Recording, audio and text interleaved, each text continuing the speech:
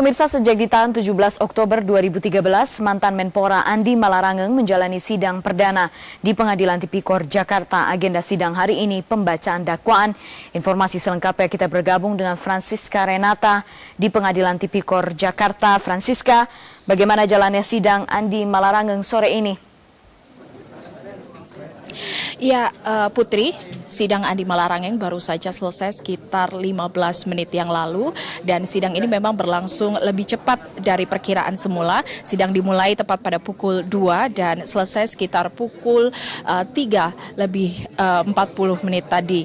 Dan dalam dakwaannya, Andi Malarangeng diduga melanggar pasal 2 ayat 1 atau pasal 3 Undang-Undang Nomor 31 Tahun 1999 tentang pemberantasan tindak pidana korupsi dengan ancaman hukuman maksimal 20 tahun penjara dan denda 1 miliar rupiah. Dalam dakwaan tadi juga disebutkan bahwa Andi menyalahgunakan kewenangannya saat menjadi menteri dengan memprioritaskan pembangunan pusat olahraga Hambalang meski belum ada penelitian tentang kondisi tanah di lokasi proyek. Pada akhir 2011 lokasi proyek pun longsor dan pembangunannya terhenti. Kemudian dalam dakwaan juga disebutkan bahwa proses lelang proyek yang dimenangi PT Adikarya dan PT Wijaya Karya tersebut penuh dengan kong kali kong dan melanggar aturan mengenai pengadaan barang dan jasa. Andi juga disebut dalam dakwaan tadi menerima fee sebesar 550.000 US dollar atau sekitar 6,6 miliar rupiah dari proyek Hambalang melalui adiknya Andi Sulkarnain Malarangeng atau Cul Malarangeng. Lewat Cul pula Andi diduga kemudian menerima 4 miliar dari PT Global Daya Manunggal, subkontraktor proyek senilai 2,5 triliun rupiah tersebut. Berdasarkan dakwaan, penyalahgunaan kewenangan oleh Andi mengakibatkan potensi kerugian negara hingga 464,39 miliar rupiah. Dan tadi dalam persidangan, dalam dakwaan, maksud kami, dalam dakwaan Andi Malarangeng juga disebutkan bahwa ada permintaan 18% komitmen fee yang kemudian direalisasikan oleh PT Duta Sari Citra Laras oleh direkturnya Mahfud Suroso yang saat ini juga menjadi tersangka untuk kasus yang sama. Dalam dakwaan 49 halaman tersebut, Andi merupakan tersangka kedua yang masuk ke dalam persidangan setelah mantan Kepala Biro Keuangan dan Rumah Tangga Kementerian Pemuda dan Olahraga, Deddy Kusdinar.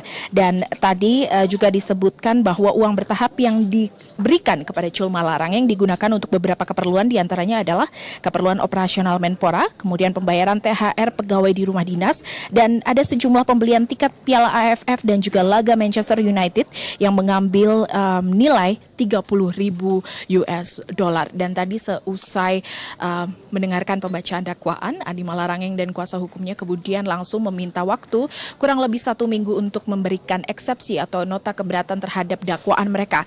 Masing-masing baik Andi Malarangeng maupun tim kuasa hukumnya akan memberikan atau akan membacakan eksepsi mereka pada hari Senin pekan depan pukul 10 pagi. Dan tadi usai sidang, kemudian Andi Malarangeng menggelar press conference atau konferensi pers di luar ruangan sidang untuk menjelaskan terkait dengan dakwaan yang menurutnya penuh dengan asumsi dan juga beberapa hal yang tidak cermat dalam dakwaan tersebut. Dan berikut ini adalah pernyataan dari Andi Malarangeng.